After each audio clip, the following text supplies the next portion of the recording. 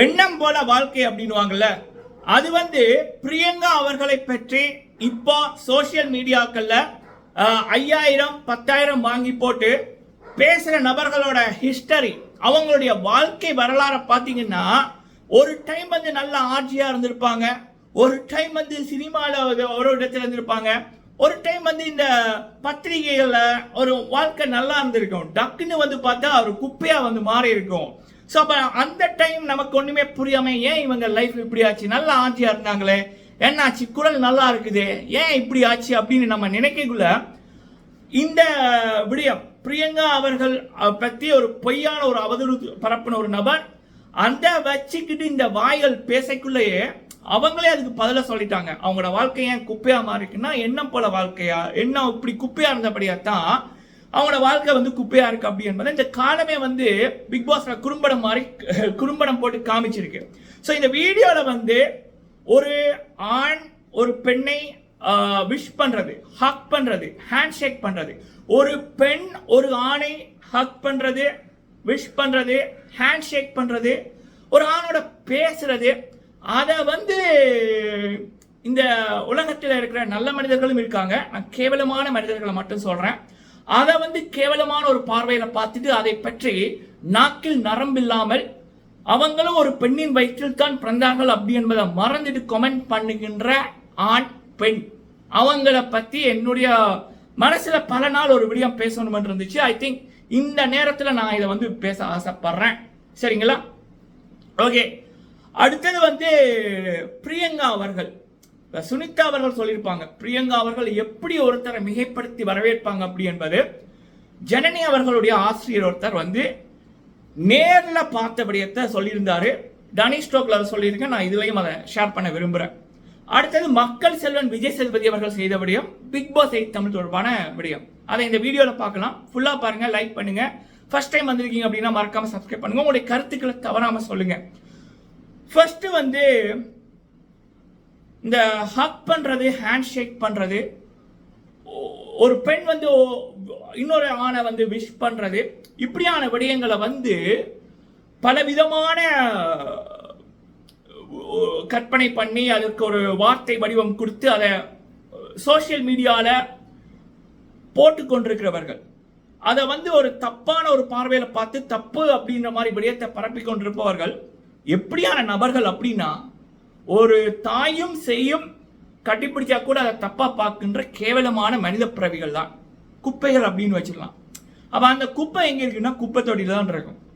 அதுகள்கிட்ட போய் நம்ம ஒண்ணுமே பண்ண முடியாது, ஏன்னா அதுகளோட மூளையில அப்படியான எண்ணங்கள் தான் இருக்கு. அதுகள் அப்படித்தான் அதுகளுக்கு அந்த அன்பு, அந்த இன்னொருத்தரை மோட்டிவேட் பண்றது, இன்னொருத்தரை விஷ் பண்றது, அதெல்லாமே தெரியாது. அதுகள் மனசுல அந்த குப்பை எண்ணங்கள் தான் இருக்கும். சரியா? அப்ப நம்ம அதுகள்கிட்ட மெனக்கிட முடியாது. இன்னொரு விடயம் பிரியங்கா அவர்கள் எவ்வளவு பெரிய ஒரு செலிபிரிட்டியா இருந்தாலும் சரி, அவங்களுடைய இன்ஸ்டாகிராம் பாத்தீங்கன்னா தெரியும், ஆரம்ப காலகட்டத்திலிருந்து ஷாருக் கான் சார் அவர்களா இருந்தாலும் சரி, தளபதி விஜய் அண்ணா அவர்களா இருந்தாலும் சரி, அவங்க உச்சத்தில் இருக்க ஸ்டார்ஸா இருந்தாலும் சரி, அவங்க கூட ஒர்க் பண்ற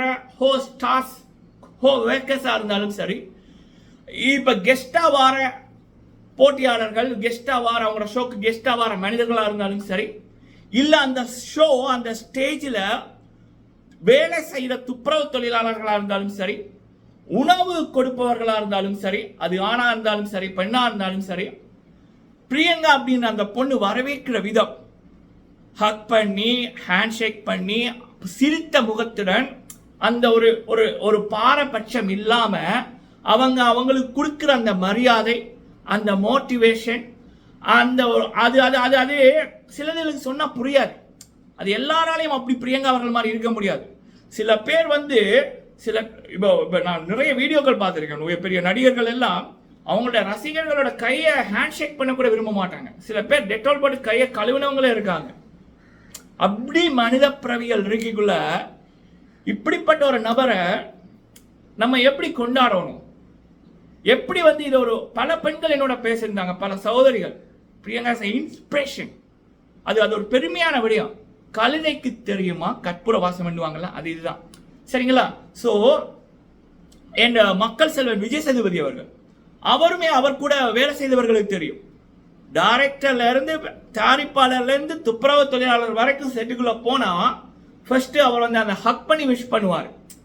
நம்ம மனசு சுத்தமா இருந்தா நான் ஒரு பெண்ணை ஹக் பண்றேன் ஒரு ஆணை ஹக் பண்றேன்னு டிஃபரன்ஸ் தெரியாது, மனுஷனா தான் தெரிவாங்க. அப்ப அவங்களுக்கு தேவை இந்த நபர், அதாவது ஹக் பண்ணைக்குள்ள ஒரு நபரை பார்த்து ஃபர்ஸ்ட் ஹக் பண்ணிக்குள்ள அது ஒரு மோட்டிவேஷனல் அமையும். அந்த ஹக் வாங்குற நபருக்கு அது ஒரு அவருடைய அந்த அந்த அந்த இப்ப கமல்ஹாசன் அவர்கள் ஒரு படத்துல சொல்லியிருப்பார் கட்டிப்பிடி வைத்தியம் அப்படின்ற மாதிரி, அது ஒரு மோட்டிவேஷன்பா. சரியா? அது எனக்கு என்னன்னு கரெக்டா சொல்ல தெரியல. ஆனா அந்த சில கேவலமான ஒரு பிறவிகள் வந்து மனசாட்சி இல்லாம அந்த கமெண்ட்டை வந்து போட்டுக்கொண்டு இருந்துச்சுல்ல, அந்த கேவலமான பிறவிகளுக்கு இது இப்படியாவது உரைக்கட்டும் அப்படின்றதுக்காக தான் இது. சரிங்களா? அது பிரியங்கா அவர்களுடைய உயர்ந்த குணம்.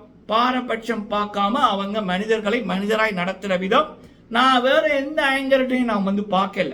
சரியா? சல்யூட் பிரியங்கா. அடுத்தது ஜனனி அவர்களுடைய ஆசிரியர் அப்படின்னுக்குள்ள பிக் பாஸ் 6 டைம்ல நான் அவங்களுக்கு நம்ம டேனி ஸ்டாக்ல சப்போர்ட் பண்ணக்குள்ள ஜாழ்ப்பாணத்தில் இருக்கிற ஒரு ஓய்வு பெற்ற ஆசிரியர் அவர்கள். பல சகோதரங்கள் எனக்கு அந்த டைம் கிடைச்சாங்க. அப்போ அதில் அவங்களும் ஒருத்தங்க. அவர்கள் கூட பேசி ஒரு வருஷத்துக்கு மேலே அந்த சீசன் முடிஞ்ச அடுத்த சீசன் வந்து கான்டாக்டே இல்லை, பல பேரோட கான்டாக்ட் இல்லை. ஜனனி மேம் ரசிகர்கள் பல பேரோட எனக்கு 250க்கு மேலே கான்டாக்ட் வாட்ஸ்அப்பில் இருக்குது. அதில் ஒரு 200 பேருக்கிட்ட கான்டாக்ட் இல்லை. அவரும் அதில் ஒன்றா இருந்தார். அப்போ எனக்கு கால் வந்துச்சு திடீர்னு நேற்று. அப்போ நம்ம வந்து ஒருவேளை நம்மளை பற்றி விசாரிக்க போகிறாரா, இல்லை ஜனனி அவர்களை பற்றி விசாரிக்க போகிறாரா, அவங்க படங்களை பற்றி, இல்லை அவர் தன்னை பற்றி ஏதாவது சொல்ல போகிறாருன்னு நினச்சி அவர் சொன்னது பிரியங்கா அவர்களை பற்றி கேட்டது. அந்த பொண்ணு எப்படி இருக்காங்க, நல்லா இருக்காங்களா, அதை ஒரு விடயத்தை நான் பகிரணும் அப்படின்னு சொன்னார். சீசன் 4 ஸ்டார்ட் மியூசிக்ல வந்து ஜனனி அவர்கள் போயிருப்பாங்க. அப்ப இவங்களும் இவருடைய குடும்பமும் ஃபேமிலியா வந்து போயிருப்பாங்க, ஆடியன்ஸா போயிருப்பாங்க. அப்ப அவர் சொன்னாரு, ஒரு கூட பிறந்த ஒரு அக்கா ஒரு தங்கச்சியை எப்படி பார்ப்பாங்களோ on the camera off the camera அப்படி பிரியங்கா அவர்கள் ஜனனியை பார்த்துக்கிட்டாங்க அப்படின்னு. அது நான் வியந்து போனேன், வியப்பா இருந்துச்சு அப்படின்னாரு. That is Priyanka. சரியா? ஸோ பிரியங்கா அவர்களுக்கு ஆண் பெண் ஏழை பணக்காரன் சிகப்பு கருப்பு இந்த எந்த இவன் தமிழன் இவன் அது இதுன்னு எந்த இதுவுமே இல்லை. அவங்க மனிதர்களை பார்க்குறாங்க, எல்லாரையும் லவ் பண்ணுறாங்க. அந்த லவ் அவங்களுக்கு வேணும்னு எதிர்பார்க்குறாங்க. கேமராக்கு முன்னுக்கு நடிக்காம அவங்க ரியலா இருக்காங்க. பல கேவலமான மனிதர்கள் வாழ்க்கையில கேவலமா இருக்கிறபடியா போலிகளா இருக்கிறபடியா அவங்களுக்கு நல்லவங்களை கண்டாலே வேற மாதிரி தான் தெரியும். அப்ப அழுக்குகளோட தான் சேரும். அப்ப நம்ம ஒன்னு அதை கண்டுக்க கூடாது, இல்லைன்னா டெட்டால் போட்டு கிளீன் பண்ணிடுறோம், நம்ம போய்கிட்டே இருக்கோம். சரிங்களா? ஸோ இது வந்து ஜனனி மேம் அவர்களுடைய ரசிகர். பிரியங்கா அவர்களை நேர்ல ஷோல பார்த்தவர், எப்படி அவங்க மனிதர்களை மதிக்கிறாங்க நடத்துறாங்க அப்படி என்பதை நேரில் பார்த்துட்டு ஷேர் பண்ணதை உங்க கூட சொல்லியிருக்கேன். Salute ma'am Priyanka ma'am. எண்ணம் போல வாழ்க்கை, that's why she is lady super star. Okay, அடுத்தது வந்து பிக் பாஸ் 8 தமிழோட ப்ரோமோ பற்றி பல பேர் கேட்டீங்க. எனக்கு தெரிஞ்சு இந்த வீக் வந்து வருமானு எனக்கு தெரியல. ஏன்னா அக்டோபர் 6 அல்லது அக்டோபர் 13 பிக் பாஸ் ஆரம்பிக்கும் அப்படி என்பதான் இப்போ வரைக்கும் நம்மளுடைய ஸ்ட்ராங்கான ஒரு அப்டேட். பொதுவாக பிக் பாஸை பொறுத்த வரைக்கும் 2 ப்ரோமோ டக்குன்னு வந்துச்சுன்னா 3வது main promo date and time போட்டு வர்ற ப்ரோமோ வந்து ஒரு 10 நாட்களுக்கு அப்புறம் தான் வரும். ஒரு 2 வீக் கேப் அதில் தான் வரும். ஸோ அப்படி பார்க்கக்குள்ள அடுத்த புதன்கிழமை அல்லது அடுத்த வெள்ளி சனி ஞாயிறுல மேபி புதன்கிழமை வர சான்ஸ் இருக்கு அப்படி என்பதான் என்னுடைய ஒரு கெஸ்ஸிங். சரிங்களா? ஸோ ஓகே மக்களே, இது வந்து முக்கியமான ஒரு விடயம். பல நாளா கேவலமான இன்னொரு விடயம், ஆடை, பெண்களுடைய ஆடை. சரியா? இந்த சில கூட்டம் ஒன்று பெண்கள் வந்து ஏன் இப்படி ஆடை போடுகிறீர்கள், இப்படி ஆடை போடுறபடியத்தான் சொசைட்டில இப்படி தப்பு நடக்குது அப்படின்னு. அது நான் கேட்கிற கேள்வி. நான் மட்டுமில்ல, பல சகோதரிகள் அவங்களுடைய ஒப்பீனியனும் இதுதான். நல்ல மனிதர்களோட ஒப்பீனியன் இதுதான். ஆண்கள் அண்ட் பெண்கள், உங்க வீட்டில் அம்மா அக்கா தங்கச்சி உங்க வீட்டில் இருக்க பெண்கள் அவங்க கூட பேசக்குள்ள கண்ணை பார்த்து தானே பேசுறீங்க, முகத்தை பார்த்து தானே பேசுறீங்க. அப்ப வேற பெண்களோட பேசக்குள்ள மட்டும் ஏன் உங்களால கண்ணை பார்த்து பேச முடியல, முகத்தை பார்த்து பேச முடியல, கழுத்துக்கு கீழே உங்களோட பார்வை போகுது? அப்போ உங்க என்ன தப்பா கேவலமா இருக்கிறதா பிரச்சனையை தவிர பெண்கள் போடுகின்ற ஆடைகள்ல இல்ல. சரியா? உங்களுடைய எண்ணம் குப்பையா இருக்கிற பட்சத்துல ஃபுல்லா கவர் பண்ணி அவர் சாரிய கண்ணா கூட உங்களுக்கு இன்னும் அப்படிதான் போகும். அது பெண்கள் போடுகின்ற ஆடைகள்ல பிரச்சனை இல்லை, உங்களுடைய பிறப்புல இருக்க பிரச்சனை. சரியா? நான் இது இப்படி கேவலமா பெண்களோட ஆடைகள் அதை கமெண்ட் பண்ணுகின்ற கேவலமான ஆண்களும் அதற்கு சப்போர்ட் பண்ற கேவலமான பெண்களை மட்டும் நான் இதுல சொல்லிக்கிறேன். இது பல நாள் நான் பேசணும்னு ஆசைப்பட்டேன். சரியா? ஓகே மகளே, இப்படியான நபர்களை உங்களோட வாழ்க்கையில ஃப்ரெண்டாவோ இல்ல தெரிஞ்ச நபர்களாவோ வெல்விஷஸாவோ வச்சுக்காதீங்க. இப்படியான சிந்தனை இருக்கிற நபர்களை, ஒரு பொண்ணு இன்னொரு ஆணை ஹக் பண்ணா தப்பு, ஹேண்ட் ஷேக் பண்ணா தப்பு, இப்படி ஆடைகள் போட்டா தப்பு அப்படின்னு சிந்தனை இருக்கிறவங்க உங்களுடைய வளர்ச்சிக்கு ஒரு ஒரு ஒரு ஒரு என்ன சொல்லலாம், துஷ்ட சக்தியை தான் இருப்பாங்க. அவங்களெல்லாம் டிலீட் பண்ணிடுங்க. சரிங்களா? ஓகே மக்களே, நன்றி.